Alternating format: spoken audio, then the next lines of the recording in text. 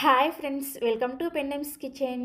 ఈరోజు వీడియోలో ప్రతిరోజు కూడా సాంబార్ని ఒకే రకమైన రుచితో ప్రిపేర్ చేయడం కోసం హోటల్ వాళ్ళు ప్రిపేర్ చేసి పెట్టుకునే సాంబార్ ప్రీమిక్స్ పౌడర్ని ఎలా ప్రిపేర్ చేసుకోవాలో ఒరిజినల్ సీక్రెట్ రెసిపీని మీకు చూపించబోతున్నాను. వీడియోని ఎక్కడా కూడా స్కిప్ చేయకుండా చివరి వరకు చూసి తప్పకుండా మీరు కూడా ఈ సాంబార్ ప్రీమిక్స్ పౌడర్ని రెడీ చేసి పెట్టుకోండి. ఇలా రెడీ చేసి పెట్టుకున్నారంటే 5 నిమిషాల్లో మీరు ఎప్పుడు కావాలంటే అప్పుడు సాంబార్ని ప్రిపేర్ చేసేయచ్చు. ఈ సాంబార్ని మీరు ఇడ్లీతో కానీ లేదంటే అన్నంతో కానీ ఎందులోకైనా సరే సర్వ్ చేసుకోవచ్చు. సో ఇక ఏ మాత్రం ఆలస్యం చేయకుండా హోటల్ వాళ్ళు ప్రిపేర్ చేసుకునే సాంబార్ ప్రీమిక్స్ పౌడర్ని మనం ఇంట్లోనే ఎలా ప్రిపేర్ చేసుకోవాలో వీడియోలోకి వెళ్ళి చూసేయండి. ఈ సాంబార్ ప్రీమిక్స్ పౌడర్ని ప్రిపేర్ చేసుకోవడం కోసం స్టవ్ ఆన్ చేసి ఇలా ఒక ప్యాన్ పెట్టుకొని ఇందులోకి 1 కప్పు దాకా కందిపప్పుని వేసుకోండి. ఈ కందిపప్పుని మీరు ముందుగానే శుభ్రంగా వాష్ చేసేసి తడేమీ లేకుండా ఆరబెట్టుకొని అప్పుడు వేసుకోవాలి. ఇప్పుడు ఈ కందిపప్పుని లో ఫ్లేమ్లోనే కలుపుకుంటూ లైట్గా రంగు మారేంత వరకు వేయించుకోండి. ఎక్కువ రంగు మారాల్సిన అవసరం ఏమీ లేదు. జస్ట్ ఇవి కొంచెం వేడిగా అయ్యి కొంచెం మనకి సువాసన వచ్చేంత వరకు వేయించుకోవాలి.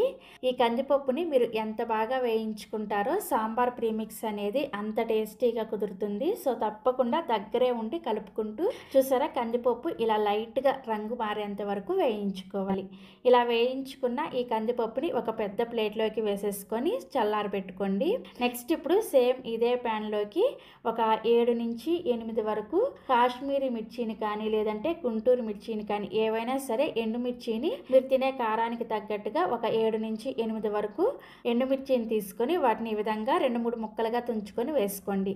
ఎండుమిర్చిని డైరెక్ట్గా తుంచుకోకుండా వేసుకున్నారంటే లోపల ఉన్న గింజలు వేగవన్నమాట. అప్పుడు మీకు సాంబార్ ప్రీమిక్స్ అనేది అంత పర్ఫెక్ట్గా కుదరదు. అందుకని ఇలా 2-3 ముక్కలుగా తుంచుకొని ఎండుమిర్చిని వేసుకొని వీటిని కూడా లో ఫ్లేమ్లోనే వేయించుకోండి. సో ఎండుమిర్చి కూడా ఇలా వేగిన తర్వాత వీటిని కూడా సేమ్ కందిపప్పు వేసుకున్న ప్లేట్లోకి వేసేసుకొని చల్లారబెట్టేసుకోండి.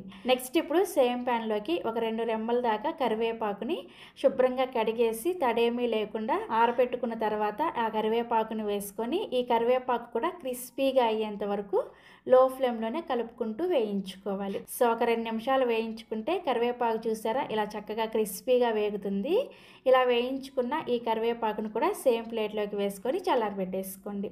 నెక్స్ట్ ఇప్పుడు సేమ్ ప్యాన్ని స్టవ్ మీద పెట్టేసుకొని ఇందులోకి 1/2 కప్పు ధనియాలని, అలాగే 1 టీ స్పూన్ దాకా జీలకర్ర, 1.5 టేబుల్ స్పూన్ల దాకా పచ్చిశనగపప్పుని వేసుకోండి. ఇలా పచ్చిశనగపప్పుని వేసుకోవడం వల్ల మనకి సాంబారు చిక్కగా వస్తుంది అనమాట. అదేవిధంగా 1 టేబుల్ స్పూన్ దాకా మినపగుళ్ళు, 2 టేబుల్ స్పూన్ల దాకా బియ్యాన్ని వేసుకోండి.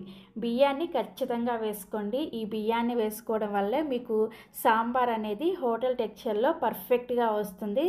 అస్సలు స్కిప్ చేయకండి. హోటల్లో ప్రిపేర్ చేసే సాంబార్ ప్రీమిక్స్కి ఇదే ఒక సీక్రెట్ ఇంగ్రీడియంట్ అనమాట.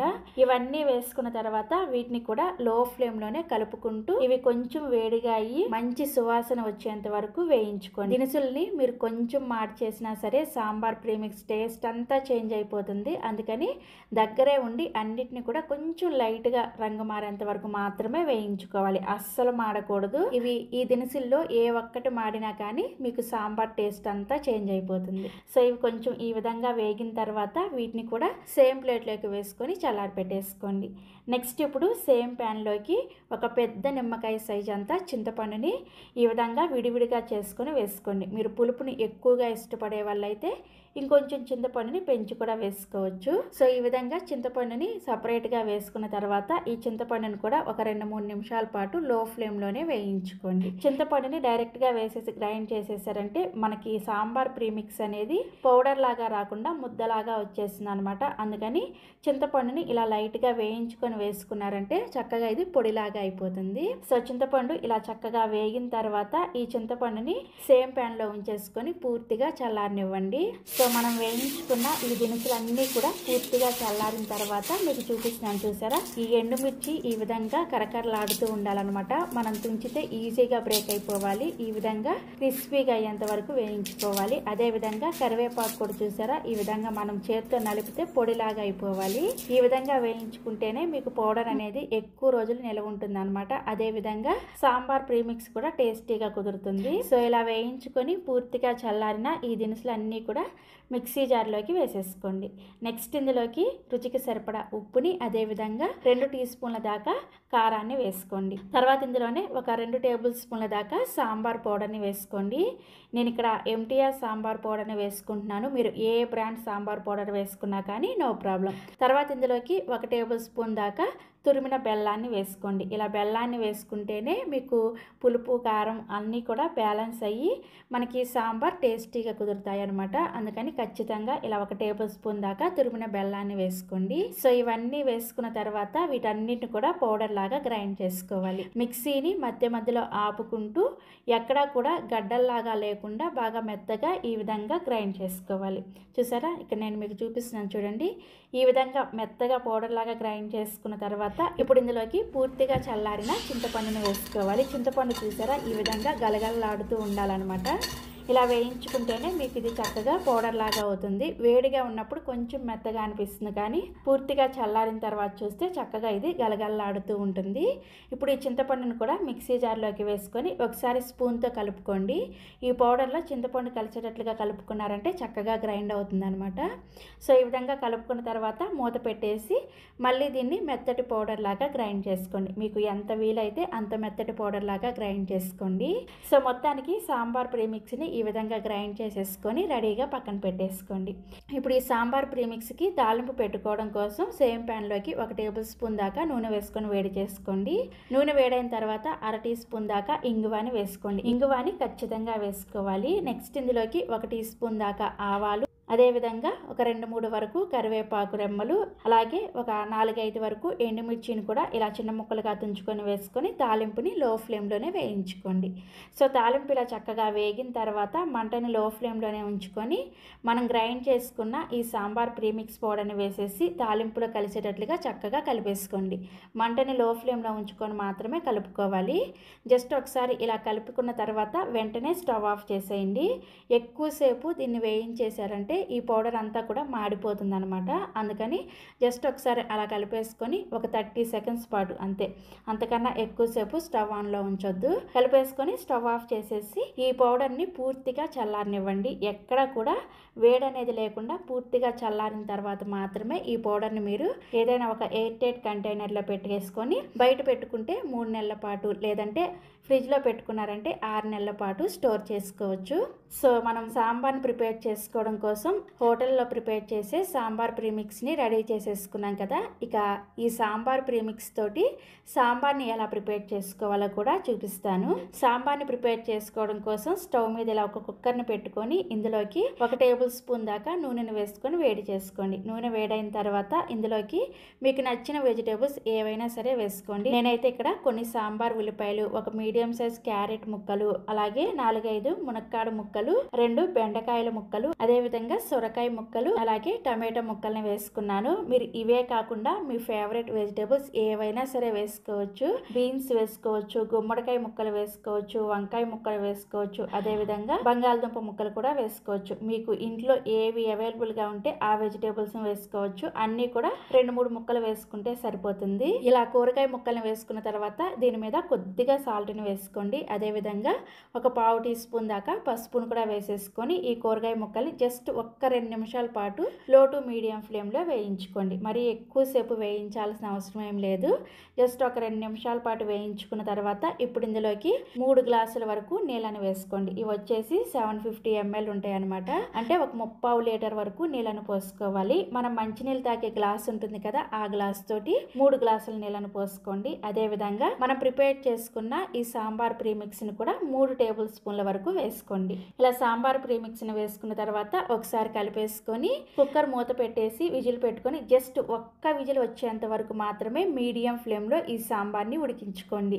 అంతకన్నా ఎక్కువ విజిల్స్ పెట్టేశారంటే మనం వేసుకున్న వెజిటేబుల్స్ అన్నీ కూడా పేస్ట్ లాగా అయిపోతాయి అనమాట. జస్ట్ ఒక్క విజిల్ మాత్రమే మీడియం ఫ్లేమ్లో ఉడికించుకోవాలి. అదే మీరు కడాయిలో ప్రిపేర్ చేసుకునే వాళ్ళైతే ఒక 8 నుంచి 10 నిమిషాల పాటు మీడియం ఫ్లేమ్లో బాయిల్ చేసుకుంటే సరిపోతుంది అనమాట. అంటే మనకి కూరగాయ ముక్కలు కొంచెం మెత్తపడేంత వరకు ఉడికించుకుంటే సరిపోతుంది. సో నేనైతే ఇక్కడ ఇక్కడ కుక్కర్ ఒక విజిల్ వచ్చి కుక్కర్ విజిల్కున్న ఆవిరి మొత్తం కూడా పోయిన తర్వాత మీకు మూత తీసి చూపిస్తున్నాను. చూసారా, మనకి సాంబార్ చక్కగా రెడీ అయిపోయింది. కూరగాయ ముక్కలు ఉడికినాయో లేవో చూడాలి అంటే ఒక మునక్కాడ ముక్కని చెక్ చేసుకుంటే సరిపోతుంది. మునక్కాడ ఉడికిందంటే అన్ని కూరగాయ ముక్కలు కూడా చక్కగా ఉడికిపోతాయి అనమాట. చూసారా, ఇలా బాగా చక్కగా ఉడికిపోతాయి. ఒక్క విజిల్ సరిపోతుంది. మళ్ళీ చెప్తున్నాను, ఎక్కువ విజిల్స్ పెట్టుకోవద్దు. సో సాంబార్ ఈ విధంగా ఉంటే సరిపోతుంది. ఇంకొంచెం చిక్కగా కావాలి అనుకుంటే స్టవ్ ఆన్ చేసి మీడియం ఫ్లేమ్లో మరొక 2-3 నిమిషాల పాటు ఈ సాంబార్ని మరిగించుకోండి. టిఫిన్లోకి అయితే సాంబార్ కొంచెం చిక్కగా ఉంటేనే టేస్టీగా ఉంటుంది అనమాట. సో ఒక 2 నిమిషాల పాటు ఇలా బాగా మరిగించుకున్న తర్వాత దీనిలోకి సన్నగా తరిగిన కొత్తిమీర కూడా కొద్దిగా వేసేసుకొని కలుపుకొని వెంటనే స్టవ్ ఆఫ్ చేసేసి ఈ సాంబార్ని సర్వ్ చేసుకోవడమే. సాంబార్ కన్సిస్టెన్సీ చూసారా, ఈ విధంగా ఉండాలి. ఇలా ప్రిపేర్ చేసుకున్న ఈ సాంబార్ని మీరు చక్కగా వేడిగా ఇడ్లీతో కానీ, అన్నంతో కానీ, వడతో కానీ, దోశతో కానీ ఎందులోకైనా సరే సర్వ్ చేసుకోవచ్చు. ఇలా సాంబార్ ప్రీమిక్స్ పౌడర్ని ప్రిపేర్ చేసి పెట్టుకున్నారంటే ఖచ్చితంగా 5 నిమిషాల్లో మీరు ఈ సాంబార్ని ప్రిపేర్ చేసేసుకోవచ్చు. అదేవిధంగా ఎప్పుడు ప్రిపేర్ చేసినా కానీ సాంబార్ ఒకే రకమైన రుచితో చాలా పర్ఫెక్ట్గా వస్తుంది. తప్పకుండా ఇక్కడ నేను చూపించిన మెజర్మెంట్స్ తోటి సాంబార్ ప్రీమిక్స్ పౌడర్ని ప్రిపేర్ చేసుకొని ఒక్కసారైనా సరే ఈ సాంబార్ ప్రీమిక్స్ పౌడర్తో సాంబార్ని ప్రిపేర్ చేసుకొని టేస్ట్ చేయండి. ఖచ్చితంగా మీకు హోటల్లో తిన్న ఫీలింగ్ అయితే వచ్చేస్తుంది. సో తప్పకుండా మీరు కూడా ఈ సాంబార్ ప్రీమిక్స్ రెసిపీని ట్రై చేస్తారు కదా. చట్నీ ప్రతిరోజు కూడా ఒకే రకం రుచిగా రావడం కోసం హోటల్ వాళ్ళు ప్రిపేర్ చేసి పెట్టుకునే కోకోనట్ చట్నీ ప్రీమిక్స్ రెసిపీని ఎలా ప్రిపేర్ చేసుకోవాలో చూపించబోతున్నాను. మీరు కూడా తప్పకుండా ట్రై చేసి చూడండి. ఇలా ప్రిపేర్ చేసి పెట్టుకున్నారంటే బయట అయితే 2 వారాల పాటు, అదే ఫ్రిడ్జ్లో అయితే 2-3 నెలల పాటు నిల్వ కూడా చేసుకోవచ్చు. వర్కింగ్ ఉమెన్స్కైనా బ్యాచిలర్స్కైనా చాలా బాగా ఉపయోగపడుతుంది. తప్పకుండా ట్రై చేయండి. ఇలా ప్రిపేర్ చేసుకున్నారంటే ప్రీమిక్స్ని మీరు అప్పటికప్పుడు కేవలం 1/2 నిమిషంలోనే చట్నీని ప్రిపేర్ చేసేసుకోవచ్చు. ఈ చట్నీ ప్రీమిక్స్ని ప్రిపేర్ చేసుకోవడం కోసం స్టవ్ ఆన్ చేసి ఇలా ఒక ప్యాన్ పెట్టుకొని ఇందులోకి 3 కప్పుల తురిమిన పచ్చి కొబ్బరి తురుముని వేసుకోండి.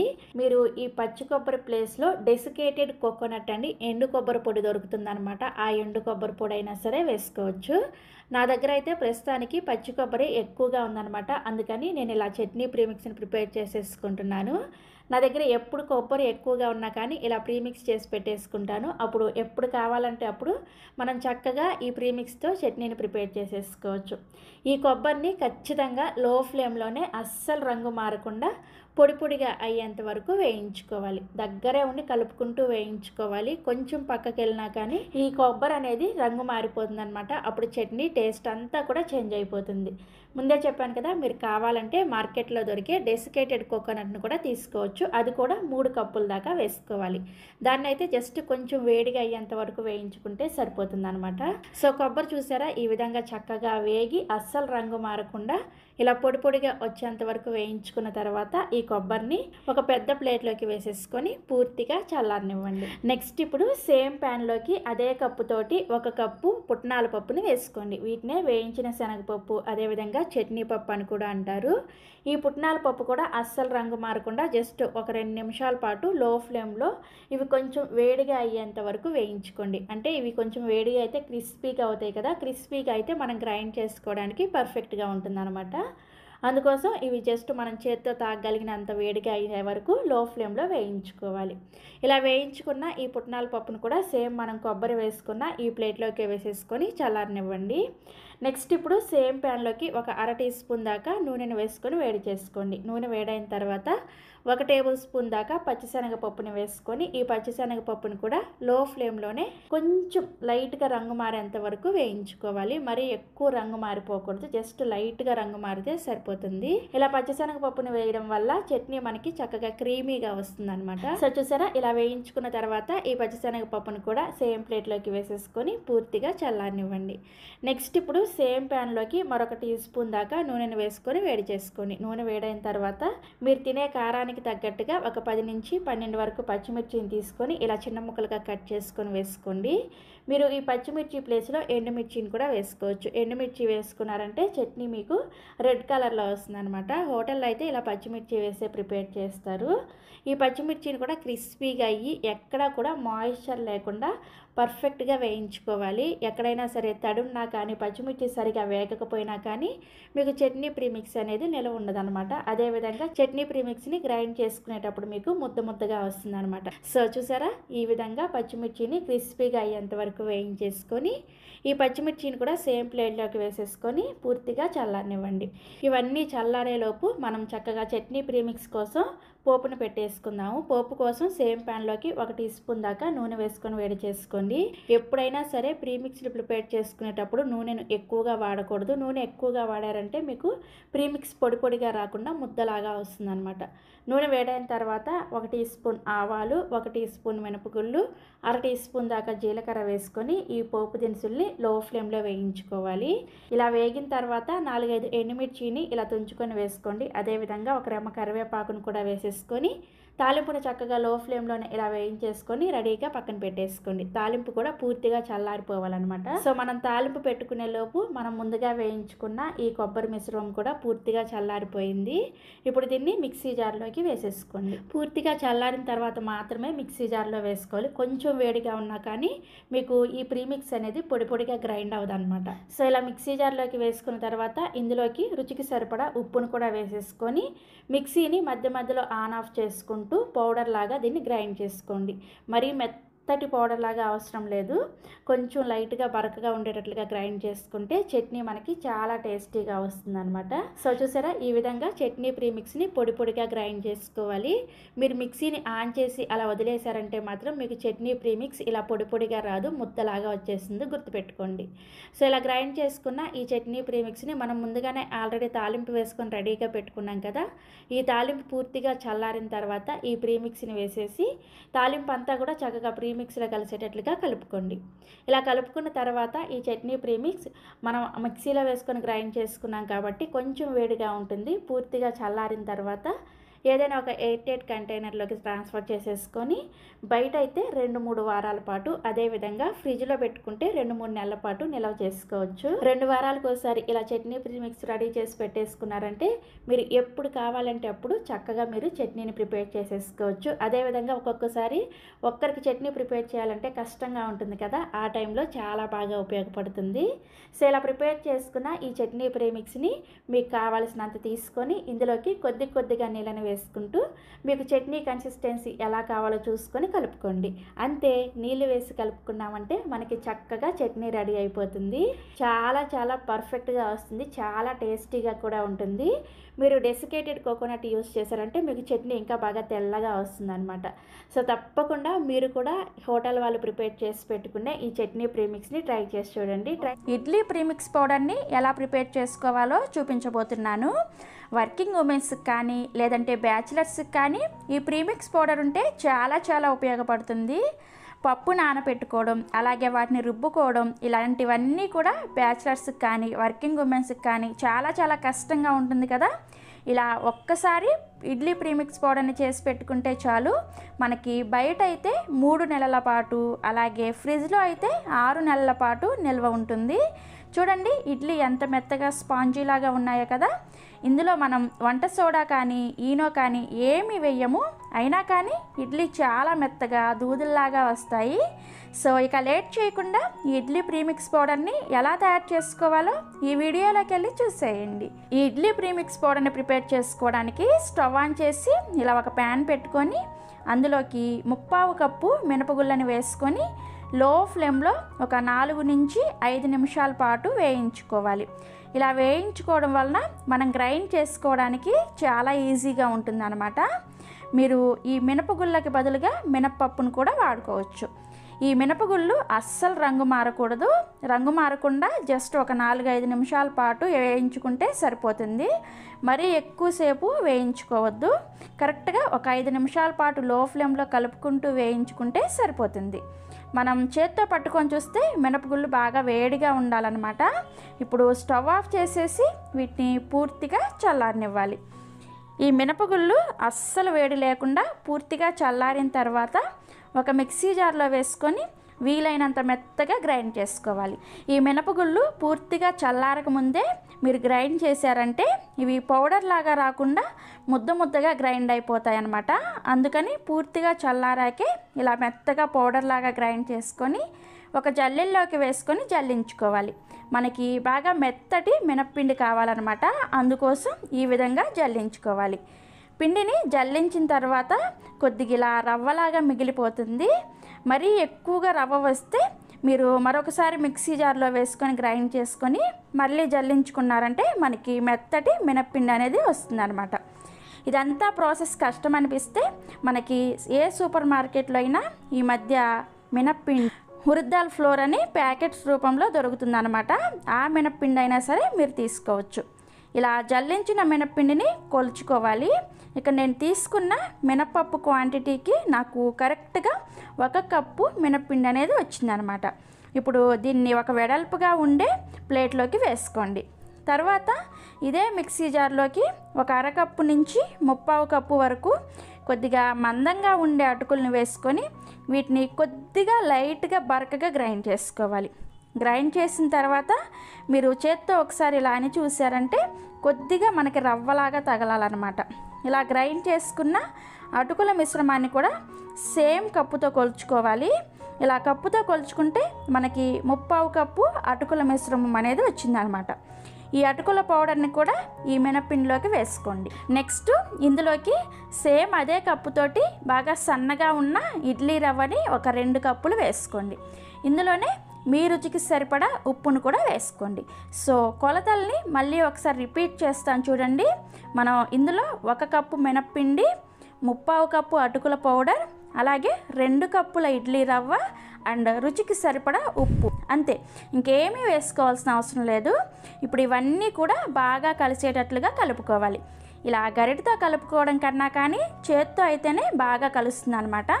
అందుకోసం మీ చేత్తోనే ఇలా కొద్దిగా రబ్ చేస్తున్నట్లుగా కలుపుకున్నారంటే మనకు అంతా కూడా చక్కగా కలిసిపోతుంది.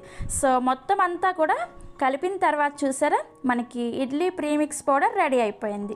ఇప్పుడు ఈ ఇడ్లీ ప్రీమిక్స్ పౌడర్ని ఒక ఎయిర్ టైట్ డబ్బాలో వేసుకొని బయట పెట్టుకుంటే 3 నెలల పాటు, అలాగే ఫ్రిడ్జ్లో స్టోర్ చేసుకుంటే 6 నెలల పాటు మనం నిల్వ చేసుకోవచ్చు అనమాట.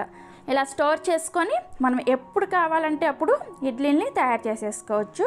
సో ఇప్పుడు ఈ ఇడ్లీ ప్రీమిక్స్ పౌడర్తో ఇడ్లీని ఎలా ప్రిపేర్ చేసుకోవాలో చూపిస్తాను. ఇప్పుడు మనం ఇడ్లీని ప్రిపేర్ చేసుకోవడానికి మనం తయారు చేసుకున్న ఇడ్లీ ప్రీమిక్స్ పౌడర్ని 1 కప్పు తీసుకొని గిన్నెలోకి వేసుకోండి.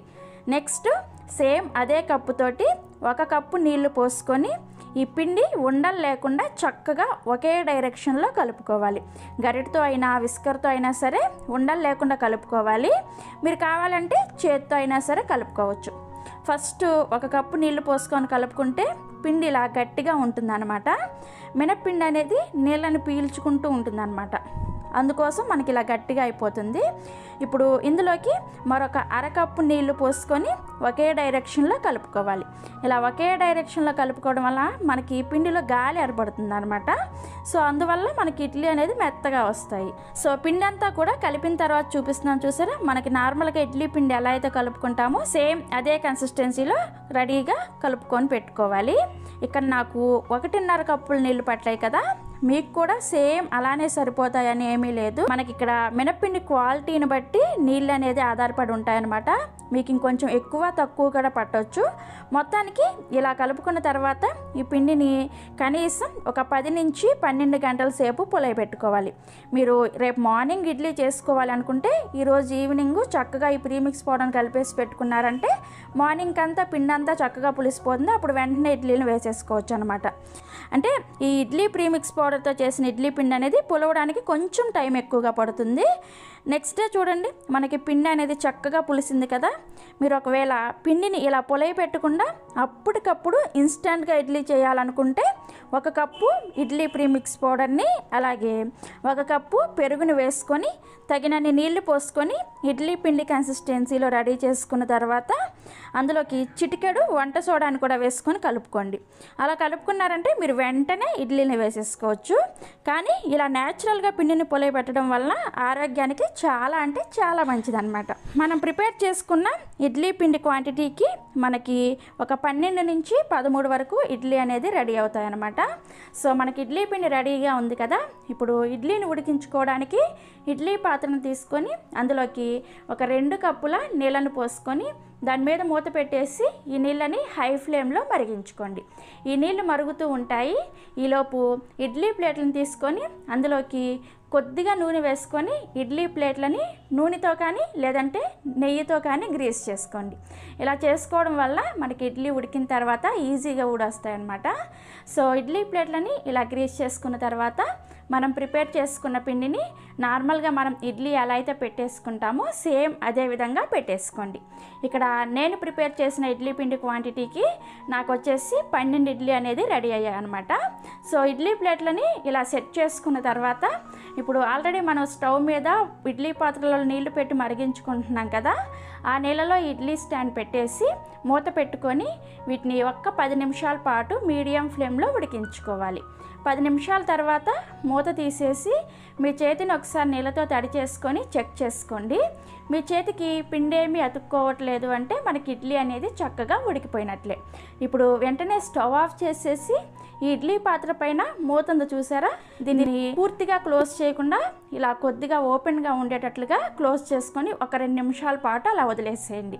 ఇలా చేయడం వల్ల మనకి ఇడ్లీ అనేది చాలా మెత్తగా రెడీ అవుతాయి అన్నమాట. 2 నిమిషాల తర్వాత ఇడ్లీ పాత్రలో నుంచి ఇడ్లీ స్టాండ్ని తీసుకొచ్చి బయట పెట్టేసి మరొక 2 నిమిషాల పాటు అలా వదిలేసేయండి. ఇలా వదిలేస్తే మనకి ఇడ్లీ అనేది ప్లేట్ నుంచి ఈజీగా వస్తాయి అన్నమాట. మీరు వెంటనే తీసేస్తే ఇడ్లీ అనేవి ముద్దలాగా వచ్చేస్తాయి.